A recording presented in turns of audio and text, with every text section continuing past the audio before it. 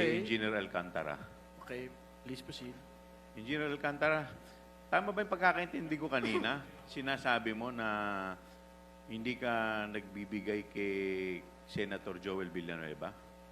May sinabi ka bang gano'n kanina? Opo, wala po akong dinideliver. Yun po kasi ang pagkakasabi ni Kaya nga, Prince. wala kang dinideliver Yes kay po. Senator Jinggoy. Wala po, Your Honor.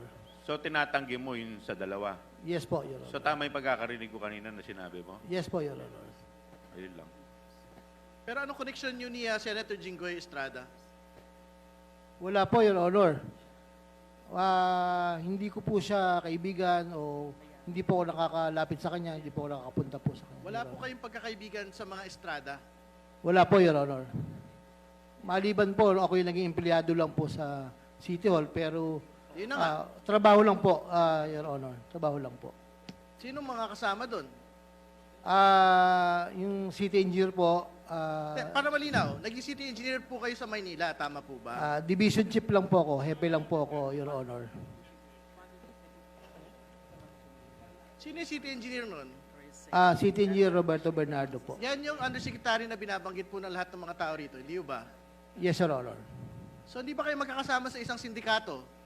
Hindi po, Your Honor. Wala po. Magkasama kayo sa Maynila, magkasama kayo sa DPWH. Tapos tinatanggi mo ngayon na wala kayong connection kay Jinggoy Estrada, Senador Jinggoy Estrada. Paano naman nangyari? Tingin niyo maniniwala yung mga taong bayan? Wala po kong personal na connection po kay Senator Jinggoy, Your Honor. Ibig mo sabihin, nung panahon na yon, sino bang mayor noon? Tatay niya, hindi ba? Yes, Your Honor. Tingin mo naniniwala kami sa mga ganyang mga pagsasalita na yan?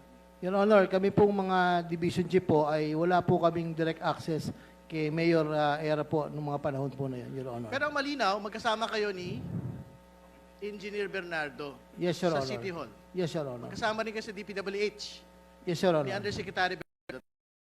Opo. Maraming salamat.